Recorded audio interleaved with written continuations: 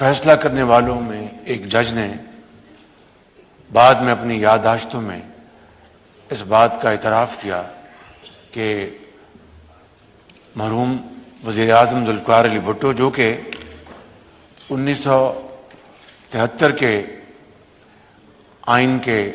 بانیوں میں شامل ہوتے ہیں، ان کی حکومت تھی اور 1973 کا آئین معرض وجود میں آیا۔ یہ بذات خود ایک بہت بڑی پاکستان کی ایک تاریخی خدمت تھی، جو کہ ہمیشہ اس کو یاد رکھا جائے گا۔ تو میں سمجھتا ہوں کہ، اور دیکھیے یہ جناب اسپیکر، یہ کیسا تاریخ کا جبر ہے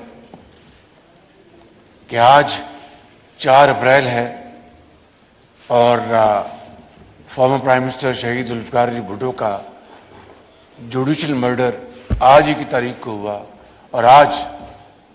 4 اپریل کو الیکشن کے حوالے سے جو پچھلے 72 گھنٹے میں جو کارروائیاں ہوئیں، آج پھر ایک مرتبہ 4 تاریخ کو جناب اسپیکر عدل و انصاف کا قتل ہوا۔ میں سمجھتا ہوں کہ اس کی جتنی بھی مذمت کی جائے کم ہے۔